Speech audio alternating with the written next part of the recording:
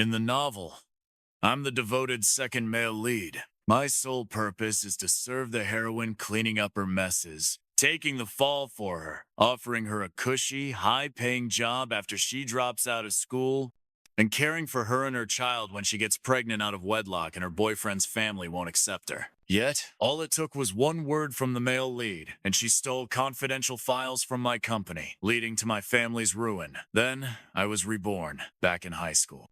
She stole our class's entire donation fund to buy the male lead a phone and had the audacity to demand I cover for her. Luke, just front the 20 grand for now. Consider it a loan. I smiled, then immediately set her up to expose the theft. Later, she came to me crying, saying she'd be with me and begged me to marry her. I sneered. Do you even deserve it? Luke, come quick! Jessica Miller messed up again! I opened my eyes just as my childhood friend Tony ran up, flustered and helpless. She lost the donation money! Everyone's about to go after her! I nearly laughed. I'd been reborn back to the second semester of junior year. At this point, Onchung had just experienced an earthquake. The school organized a fundraiser for the affected areas. Our class had vowed to skip meals for half a month to scrape together 20,000 yuan. In the end, Jessica lost the money. Of course, the class was furious and had surrounded her, demanding answers. In my past life, the moment I heard about it, I rushed over, no questions asked, and shielded Jessica, claiming I was the one who lost the money and would pay it back myself. I did pay it, but not only was she ungrateful, she even accused me of meddling and insulting her dignity with my money. I helped her, and still had to apologize with a smile. Looking back now, what was I even thinking? That money wasn't lost. It was stolen by her to buy Jason Smith a new phone. I'll never understand her logic. She wasn't some poor girl, she had everything. Wore designer clothes, skipped classes, picked fights, drank, and partied all the time. Yet somehow, she pitied Jason. A walking disaster, more than the actual earthquake victims who'd lost everything. I must have been completely brainwashed to think she was kind. Luke, say something. If you don't go now, Jessica's gonna... I cut Tony off. Did she ask you to come find me? That was what struck me as odd. Every time something happened, Tony just happened to know, and then he'd come fetch me. I used to jump in to help, only for Jessica to coldly say, "Who asked you to?" In my last life, I was blinded by the plot and didn't see the red flags. This time, I refused to play the sucker. Jessica didn't directly send Tony to get me. She just told him she lost the money and people were coming for her. Tony knew I liked her, so of course he didn't want her to suffer and came running. Too bad that was the old me. The me she destroyed. I have no interest in saving her anymore. It's about time she paid for her actions. I already had a plan forming. When Tony and I arrived, the class was fuming, surrounding Jessica. The class rep looked ready to cry from rage. I told you I should hold on to it, but no, you insisted. When I refused, you accused me of not trusting you. Look at you now, you lost all of it. Do you know how hard it was for us to scrape together that 20 grand? Some of us are living on plain buns and pickled veggies for the next 2 weeks. And in Anchung, every shortfall means victims go another day without help. Jessica stood there stiffly, eyes red, cutting her off in a pitiful tone. I didn't mean for this to happen. It's not like I did it on purpose. I already said I'd pay it back. What more do you want? In my past life, this was where I rushed in, eager to take the blame for her. Not this time. I even held Tony back when he tried to jump in. Why'd you stop me? They're bullying Jessica. We've got to help her. Looking at him, I saw my former self dumb and naive. Asking questions isn't bullying. She did lose the money, and yet she's playing the victim. The real victims are the rest of the class. I suppressed the urge to slap my past self and whispered something in Tony's ear, sending him away in shock. Then I stayed to watch the show. I wanted to see if Jessica could still maintain her pure and innocent act without me covering for her. Can you stop crying for a second? Just think, where did you go yesterday? Whoever found it or stole it probably hasn't had time to spend it. We might still get it back. Anyone could tell the class rep was more anxious than angry, but Jessica took it as an attack. Her crying got louder. It's just 20 grand, not a crime punishable by death. I already feel terrible. Do you really want to push me over the edge? The class fell silent in disbelief. Someone couldn't help but speak up. Who's pushing you? We just want to know where you've been so we can try to find the money. Jessica lowered her head, eyes shifting. There are so many people at school. How could we know who took it? I said I'd pay it back. Can't you stop asking already? That was my cue. All right, let's not pressure Jessica. She said the money was stolen. We should focus on finding the thief. The moment I appeared, Jessica stood taller, her expression more pitiful, lips trembling like she was trying to be brave through her suffering. If it had been the old me, I would have felt sorry for her. But now, I was just disgusted. She still thought I'd jump in to take the blame like before. So when I walked over, she huffed, "Mind your own business!" What a joke. I never planned to help. I just wanted to tear off her fake mask. Luke, just cover the 20 grand for now. I'll pay you back later, she said, chin raised, tone like an order. This time, since I didn't offer to cover for her or pay up, she got anxious and used the excuse of needing to talk to me to call me over. And the first thing out of her mouth? Money. That's when I realized when I don't offer help, she's perfectly capable of asking for it. Yet back when I offered, she acted like it was forced on her, even scolding me for meddling. She wanted my help without owing me anything. What a two-faced joke. She scowled in distaste, pretending to be noble. Consider it a loan. Even if you don't ask for it back, I'll repay you. I don't want to owe you anything. So don't think you can use money to humiliate me or force me into anything I don't want to do. I hadn't even said a word yet, and she'd already spelled everything out herself. Watching her now, I was once again convinced my past life feelings for her were all just part of the plot. Now that I've broken free of the script, I can only see her as delusional. A self-righteous, pretentious woman like her, what was I ever sacrificing everything for? You're right. I shouldn't use money to humiliate you, so figure it out yourself. Her eyes widened. What do you mean? You're not paying? Look at her, so full of entitlement. Like I owe her something. I was about to snap back when the classmates who had left earlier came back. Tony among them, and with them was Jason. Oh, now the real show was about to start. The moment Jessica saw Jason, she instantly switched faces, walking up to him all soft and sweet, gently asking, "Why are you here? Are your injuries better?" She reached out to check on him, but Jason shoved her away. Then he slammed a box right into Jessica's face. "You're fine with me, huh? You bought me this phone with your class's donation money? Are you out of your mind?" Jessica screamed as blood gushed from her nose. Some classmates were just about to scold Jason for getting physical, but once they heard what he said, they froze. "What? Jessica? You used our donation money to buy Jason a phone? Are you insane?" "That money was for disaster relief. It was meant to save lives. How could you?" Facing the barrage of outrage, Jessica held her bleeding nose but still chose to explain herself to Jason first. "Jason, no I didn't. Let me explain." But Jason didn't give her the chance. He shook her off and turned to everyone else. "I might be a mess, but I'd never touch disaster relief money. She gave me the phone as a birthday gift. I had no idea where it came from. I've already used the phone. Probably can't return it. So fine, I'll cover the 20 grand. But let's get one thing straight. This has nothing to do with me. If I hear anyone spreading rumors or blaming me." He swept his eyes over the crowd with a chilling glare. "Don't blame me for skinning someone alive." No one cared about his threats. The money could be recovered, that was enough. If anyone was to blame, it was Jessica for stealing the money to impress a guy. I glanced at her, now surrounded by furious classmates, let out a cold laugh, and walked out of the classroom. This didn't happen in my past life. Back then, I paid the 20 grand, and Jessica just reluctantly accepted the help and acted like she was the wronged one. Was she really the resilient, independent, self-made heroine the story made her out to be? Back then, what drew me to her were those supposed good qualities. But now, I couldn't see a single one. Early in life, she depended on me and my family's support. Later on, it was one man after another clearing the path for her. In the end, she married Jason and became a stay-at-home wife, still relying on a man. Independent? She's nothing but a parasite who can't live without a man. Strong? She tears up at the drop of a hat and can't solve a single problem on her own. Aloof? Sure, but only to us side characters. Around the male lead, she's all sweetness and light. No wonder we supporting characters are stuck in the script. The moment we think for ourselves, there's no way we'd fall for a girl who wants everything both ways, let alone give her everything. Today alone, Jessica's posted 7 identical stories on her feed. The most recent one was when she walked past me and saw I was on WeChat. She posted a picture of a necklace with the caption, "So pretty, kinda like it." In my past life, I would have rushed to buy it for her. Now, I pretended I didn't even see it. My family's actually pretty well off.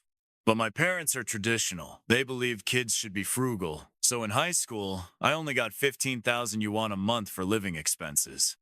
I barely spent a fifth on myself. The rest went to Jessica, her meals, her bubble tea and desserts, her monthly ginger tea and sanitary pads. I covered it all. Oh, and gifts. Clothes, shoes, bags, jewelry, anything she wanted. She'd never say it directly. Just posted a picture with a line of text, like now. As the devoted and attentive second lead, of course I'd buy it. Every time I brought her a gift, heart full of joy, I couldn't even get a smile in return. All I got was her cold accusation that I was monitoring her social media, that I was making her feel suffocated. Then she'd reluctantly accept the gift and say, "Don't do this kind of childish thing again. I don't need your charity, and I don't want to owe you anything." Now I can't help but wonder, if she didn't want me seeing her feed, why didn't she just block me? Like right now, if she didn't post all those stories about liking the necklace, how the hell was I supposed to know? After 2 days of no response from me, Jessica finally snapped. I was doing homework when she marched up to my desk, knocked on the table, and frowned. "Luke, come outside. I need to talk to you." I was already frustrated from forgetting something and didn't feel like pretending anymore. I snapped. "I'm busy! Can't you see I'm working?" She clearly didn't expect that. She froze, then her face turned cold. "You've got 3 minutes, rooftop." Then she turned and left. The class couldn't stay quiet anymore. People started standing up for me. Who does she think she is? Does she think Luke's her servant? Seriously, what's with the bossy tone? Who's she trying to impress? God, I hate fake people. Even Tony, who used to be on her side, didn't back her this time. He turned to me and said, "I don't know how I didn't see it before. Her attitude's awful, and after everything you did for her." I didn't go meet her. So when Jessica came back just before class started, her face was as long as a donkey's. After school, I headed to the front gate to meet my driver and spotted Jessica standing by my family's car from a mile away. I almost forgot every Friday she bummed a ride from us. But she never said it out loud. She'd just stand there, expressionless, in a spot where she knew I'd see her, waiting for me to offer. Usually, I'd have to ask 3 or 4 times before she'd reluctantly get in the car. Then she'd blame me for controlling her. If she really didn't want to ride with us, why stand right in front of our car in such a big area? This time, I really did ignore her. I got straight into the car, and just as I was about to shut the door, she yanked it open, her face tense. "Luke, what's your deal?" I looked at her, all innocence. What did I do? Didn't you always say you didn't want to ride in my family's car? That I was ignoring your wishes and disrespecting you?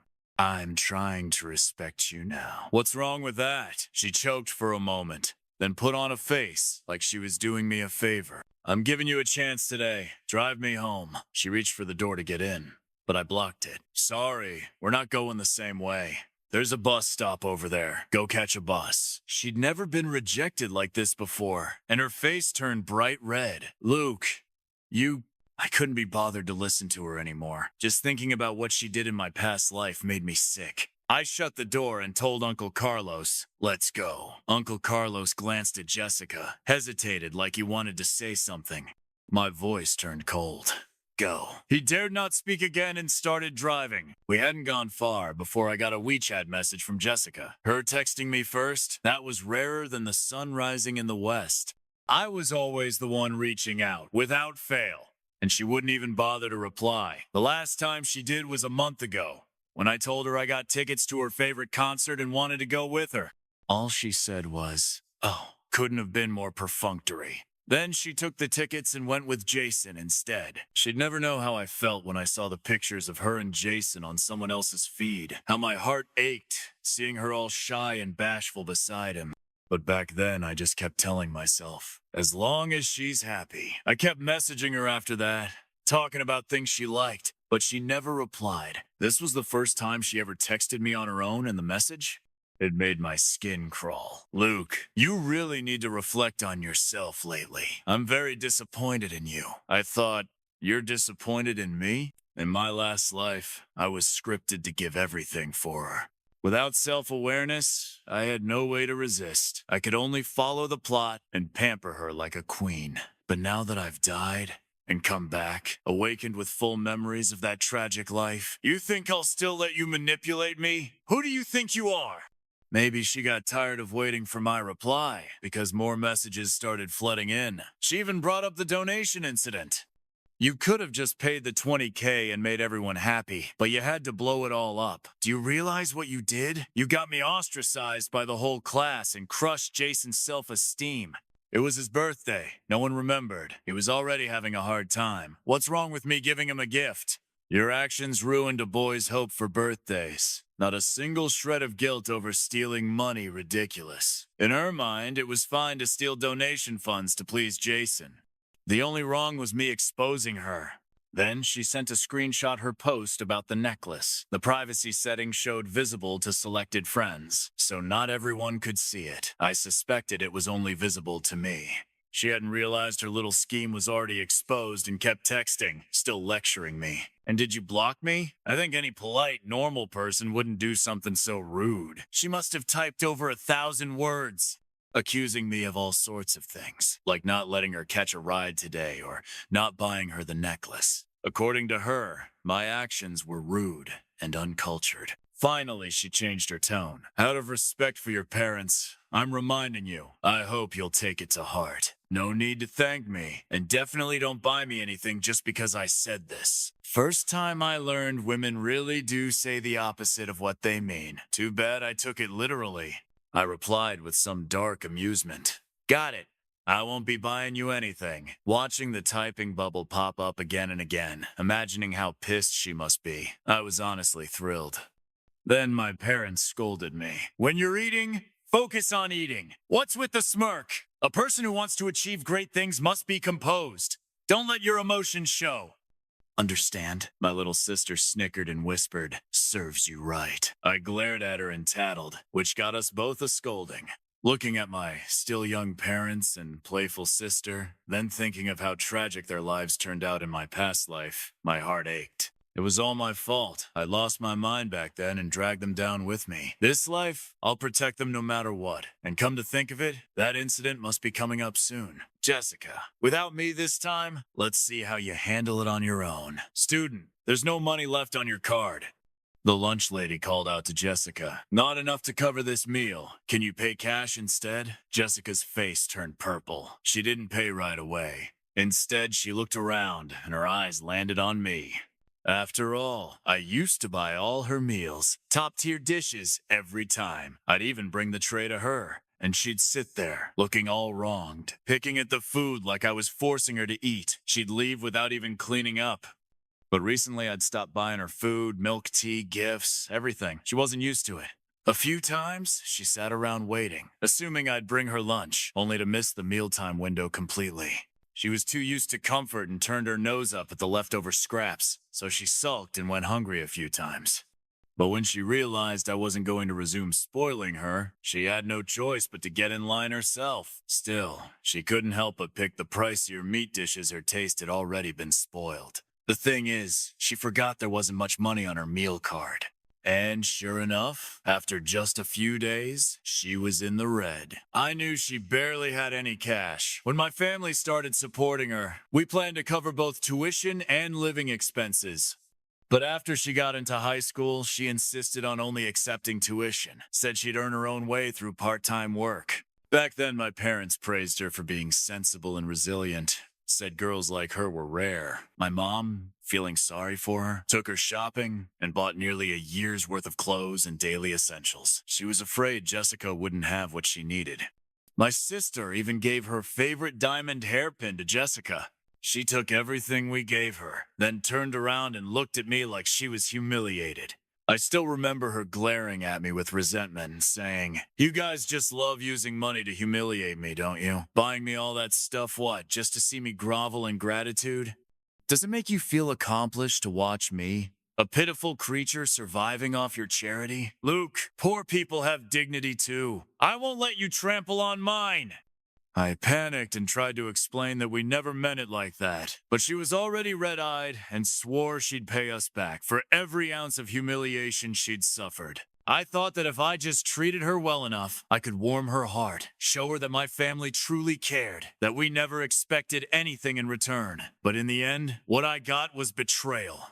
Just thinking about how she stole confidential files from my family's company for Jason, how it drove our company into bankruptcy, how my parents jumped off a building, how my sister was sold into a nightclub over debt and ended her life by smashing her head against a wall, how I ended up crippled and died in prison. I wanted nothing more than to crush her, but I knew very well that right now, she hadn't done anything yet. If I acted now, I'd only destroy myself. So instead, I would use the plot to completely destroy her. Jessica saw I had no intention of paying for her lunch, while the lunch lady kept urging her to pay. Impatient, she snapped. Quit rushing me. It's not like I'm not paying, just wait a second. Then she stormed over to me. She always acted superior when talking to me. Luke, I'm giving you a chance to redeem yourself. Go pay for my lunch, then top up my card with 5,000. I'll forgive you. Jessica had stormed off in anger earlier and hadn't even eaten. Jessica, do I owe you something? You want me to pay for your food, so I should just do it? Who even are you to me? Even a stray dog wags its tail when I feed it. My family supported you for 10 years, and you treat me like a servant? Who the hell do you think you are? Her face turned pale, her body stiffening, too afraid to meet the eyes of the students around us. Right, no one knew my family had been funding her, because she didn't want anyone to know. She was afraid people would look down on her, so she made me promise to keep it secret. Now that it was out, everyone's gaze turned to her, stunned and confused. Oh my God, it was Luke's family funding her all along? I really thought Luke was her lackey or something. She never even treated him nicely. I remember when the semester just started. Luke bought her bubble tea, but it wasn't her favorite flavor, so she dumped the whole cup on him. Then she started crying for no reason, and Luke, drenched in a mess, still had to comfort her. What? Does she think she's a princess or something? They funded her for 10 years, and she treats her benefactor like this? What kind of ungrateful brat does that? See? People can see the truth. Anyone with a conscience knows you don't treat someone who's helped you that way. Just because she's the heroine, does that mean she gets to twist gratitude into resentment to make herself seem special? If she felt so humiliated, she could have just refused the help.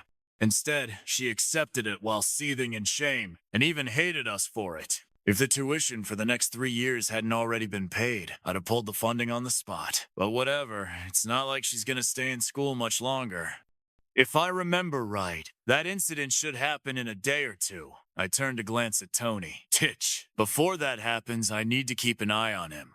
I can't let my big-hearted, soft-brained childhood friend become cannon fodder. Jessica took a leave of absence and didn't show up at school for a week. Then, a week later, she stopped me at the school gate. Her hair was greasy, clothes a mess, face swollen with visible slap marks. Her neck was covered in bruises, and yet she still held her chin high, arrogant as ever only toward me. She was clearly desperate, clearly begging for help, but still couldn't talk to me like a normal person, as if I didn't deserve it. Luke, I need 3 million yuan. You've got 3 days to get it to me. It's urgent. In my past life, it was this exact moment when she asked me for 3 million. But back then, I, Luke, was a brainless, lovesick second male lead, and she was the aloof goddess who looked down on me. I saw her in that sorry state, grabbed her shoulders, and asked what happened, full of worry. She flinched and shoved me away like I'd violated her, glaring at me with hatred. Luke, this 3 million is a loan. I'll repay it. Don't think just because you give me money, you get to control me. God knows I was just genuinely worried. I didn't have a single impure thought. She said she was only asking me because she trusted me, said there were plenty of others who'd lend her money. I didn't hear any of that. All I saw were her wounds and her pain. My heart ached. I wanted to protect her. She made me promise not to tell anyone why she needed the money, so I practically went on a hunger strike to get it from my parents. Later, I found out she needed the money for Jason. She took the leave of absence for Jason. Jason had gotten drunk at a bar, got into a fight, cracked someone's head open, and ended up with a broken leg himself. The bar staff called Jessica using Jason's phone. The moment she heard he was hurt, she rushed over in the middle of the night and brought him home to care for him. While he was still disoriented, he mistook her for someone else and slept with her. Don't ask me how he managed that with a broken leg. But they did. Before they could even process what happened, the gang Jason had fought with showed up for revenge. Jason, injured and limping, didn't stand a chance. Then, the melodrama began. Jessica, being the heroine, was destined to sacrifice for the male lead. So she told the thugs that as long as they let Jason go, they could do whatever they wanted with her. The thugs, seeing she looked decent, got the wrong idea. They told her if she served them for a night, they'd let Jason go, and Jessica agreed. That night, Jason watched with his own eyes as a girl gave herself up to protect him, getting ravaged by a bunch of thugs. He was shaken to his core. It was the first time he felt truly loved. In that moment, Jason fell in love with Jessica, his woman, violated by others that broke him. He snapped. Dragging his broken leg, he charged into the gang and fought them. In the chaos, he accidentally killed one of them. The thug's family weren't any better. They gave Jason and Jessica two options. Either report it to the police, and Jason would go to jail along with the gang, ruining Jessica's reputation and leaving all three parties destroyed.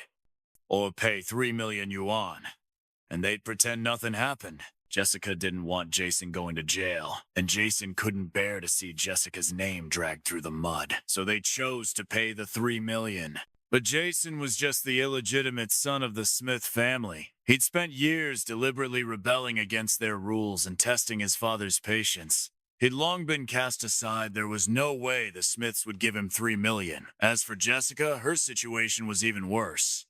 When she was 5, her mother cheated, and her father killed both her mom and the lover with a knife. He's still in prison. She's lived with her grandmother ever since. For the past decade, she and her grandma survived entirely on my family's financial support. She always claimed she'd work part-time to support herself, but she never actually lifted a finger. I paid for everything. She didn't have 3 million, not even 300. So Jason decided to go home and beg the Smiths, while Jessica turned to me, her rich, hopelessly devoted simp. In my past life, I went on a hunger strike to force my parents into giving me the 3 million. The moment she got the money, she didn't even say thank you. She immediately had Uncle Carlos drive her somewhere. She didn't care about me at all. I was on the brink of collapse, and she didn't even glance back. Right after she left, I fainted from dizziness. Before I lost consciousness, I called her and asked her to take me to the hospital. Her response? Luke, yes, I borrowed your money. That doesn't mean you get to order me around. We're equals. Don't treat me like your slave. Weakly, I tried to explain. No, I'm really not feeling well. I just wanted Uncle Carlos to drive me. She cut me off. Luke, you're always so self-centered. In your world, you're all that matters. Well, in mine, I matter more. Then she hung up. I didn't even get to call 120. I passed out right then and there. A kind stranger took me to the hospital.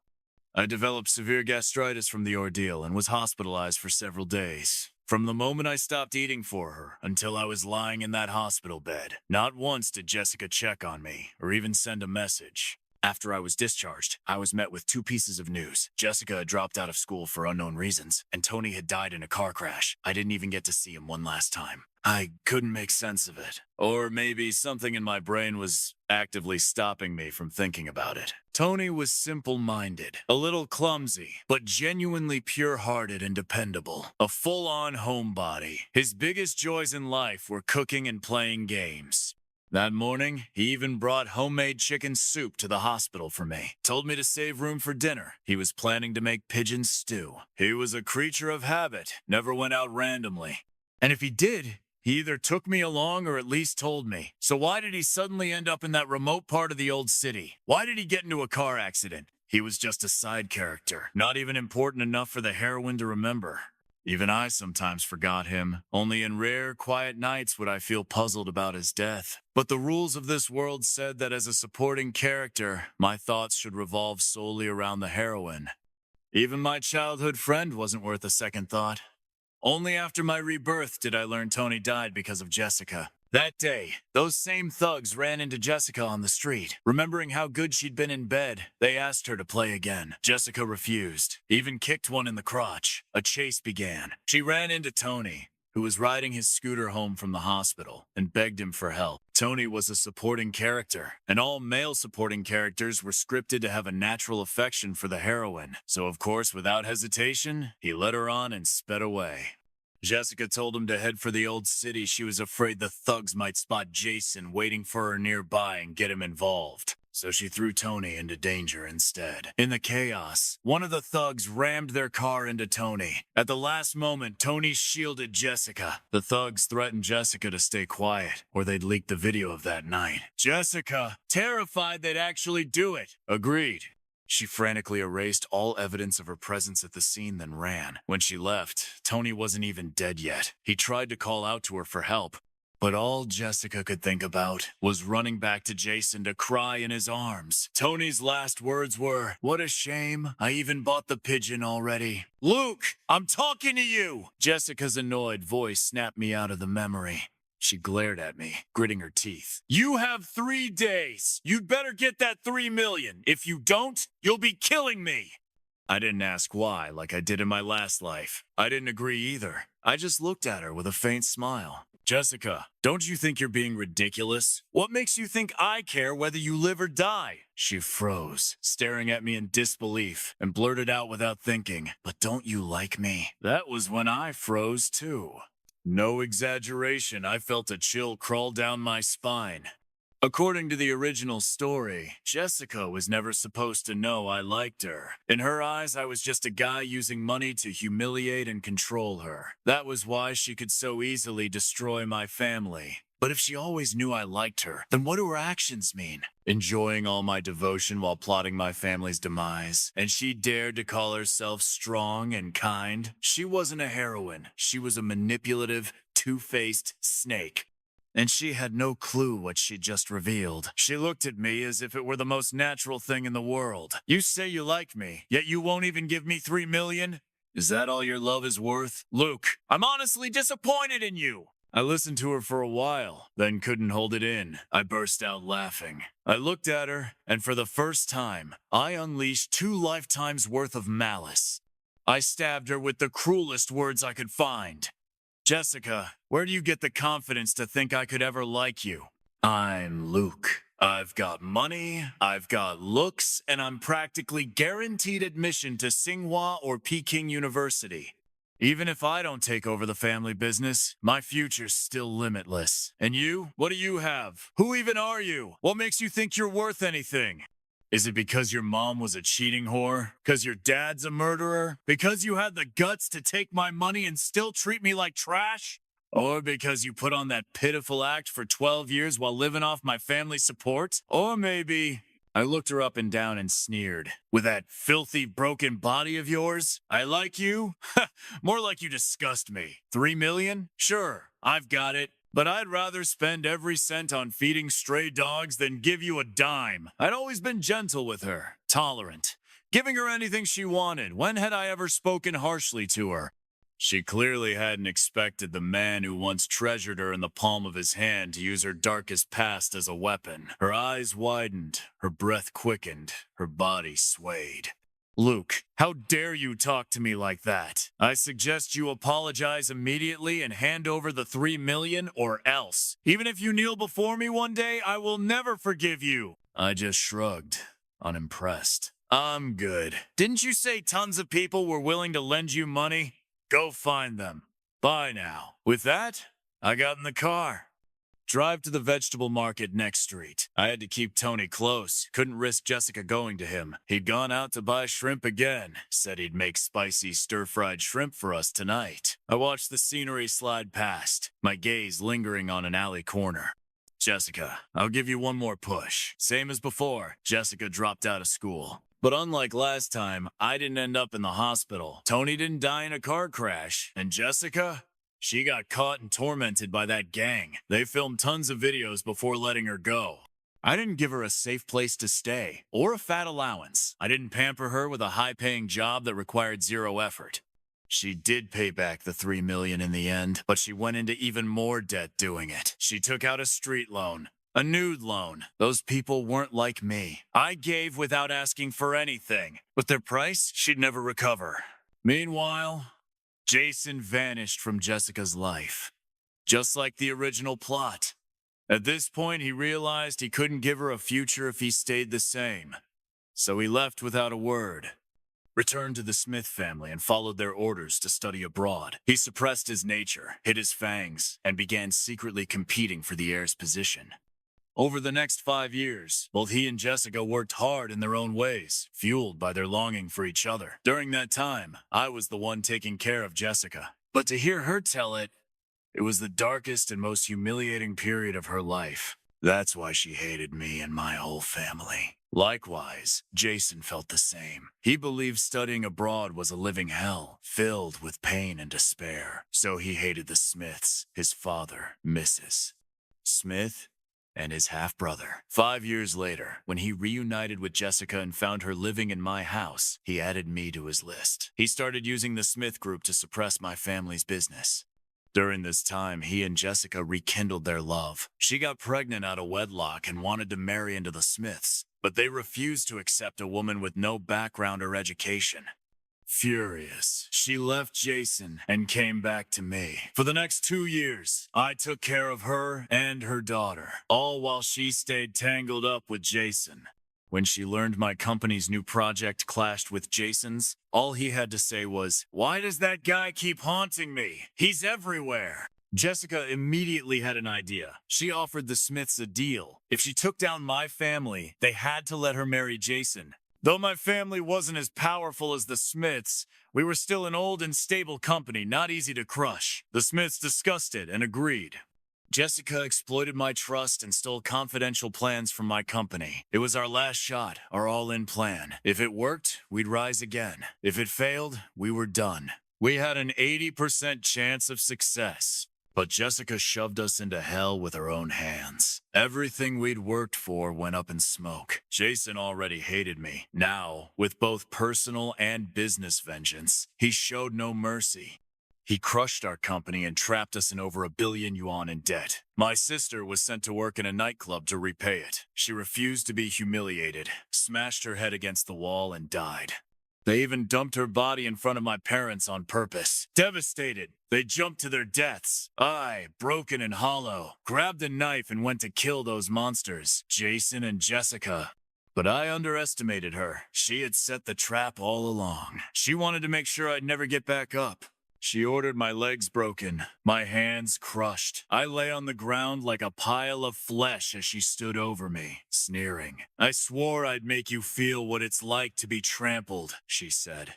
My last memory was her snuggling into Jason's arms, purring. "So, isn't your wife amazing?" After that, they framed me and sent me to prison. I didn't last 2 days before I died. In my past life, I was trapped in the role of the second male lead, unable to resist. But not in this one. After all the pain they caused my family, I swore they'd pay. Pushing Jessica toward nude loans was my first move. Now, she was so hounded by debt collectors she couldn't stay in school. She dropped out to work, but she had no degree. Wasn't even of legal age, her options were few. Washing dishes and mopping floors wouldn't cover $3 million, so I had someone casually mention that nightclubs were always looking for girls like her. After all, in my past life, it was her who suggested sending my sister to a nightclub. She once said, "If a woman wants to make money fast, the best way is a nightclub." I was just a supporting character serving the heroine was my fate.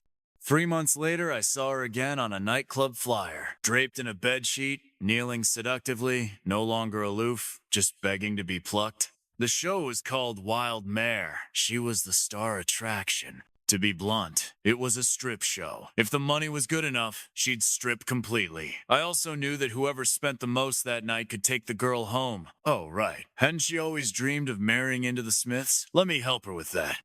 There was a secret only insiders knew. Kyle Smith, Jason's father and head of the family, once splurged at Wildmare to buy out a model's contract and keep her as his mistress. Others didn't know, but I did. Kyle was a twisted old pervert, full of fetishes. Sure enough, my private investigator soon caught footage of Kyle and Jessica together. I didn't do much, just anonymously sent the photos and videos to Jason abroad. He missed her so much, after all. I thought I'd help ease his longing. After that, I didn't pay attention to them for a while. I was off vacationing overseas with Tony and my sister. When we came back after having the time of our lives, I noticed things had deviated from the original plot. For example, Jason, who was supposed to still be abroad, had returned early. He found Jessica, now pregnant and being kept by his father. Jessica, seeing the man she loved, immediately claimed she'd been forced. Father and son fought violently in the apartment. In a fit of rage, Jason pushed his father off the 26th floor. Kyle died on the spot. With Kyle gone, there was no way Mrs. Smith would tolerate her husband's illegitimate son any longer. That night, she had Jason thrown into prison. She would never let him out again. But that didn't stop me from making him suffer more. After all, the pain I endured, shattered legs and crushed hands, he needed to feel that too. A month later, news broke of Jason's death. They said he was barely recognizable. Rumors swirled online that the Smith family had hired someone to kill off the bastard's son. The story was so vivid, it started affecting their stock. I took the chance to seize opportunities that once belonged to them, strengthening my company and laying the groundwork to eventually swallow theirs whole. On the other side, Jessica wasn't doing any better, even before I made a move. Mrs. Smith had her dragged to a hospital to abort the child. Then she was forced to sign a lifetime contract with Wildmare. That meant until her death, she'd be a nightclub performer, doing the job she once claimed made the most money. She got what she deserved. 5 years later, I officially took over the family business and began the acquisition of the Smith Group. Years of scandals had already pushed them to the brink. I didn't finish them off. I simply let them rot. Their future, that was up to them. My true enemies were the male and female leads. My sister had grown into a healthy, beautiful college student, always arguing with me, teasing me, and helping our parents pester me about getting married. Annoying sometimes, but adorable. Tony opened his own restaurant business, was booming. He stayed in the back, focusing on perfecting dishes, often bringing me new creations to try and asking for feedback. Just when I thought everything had settled, I saw Jessica again. I just walked out of the office when a hunched, bony woman with gray hair grabbed my arm. "Luke, it's me, Jessica," she sobbed. "Didn't you like me? I'll be with you now. I'll marry you. Let's get married, okay?" I looked down, and through the matted hair, I saw those once familiar eyes. It really was Jessica. I smiled faintly, pulled my hand back, and wiped it with a tissue. Then, meeting her hopeful gaze, I said, "Jessica, do you really think you deserve me?" I walked around her and got into my car. She froze, then ran up and clung to the door, screaming, "Why? Didn't you love me? You used to be so good to me." "Luke, I'm begging you. Please treat me like you used to. I won't ignore you anymore. I know I was wrong. I regret everything. Please don't leave me." Soon, security arrived and dragged her away like a madwoman. I didn't look back. I may be just a supporting character, but she was never worthy of my love.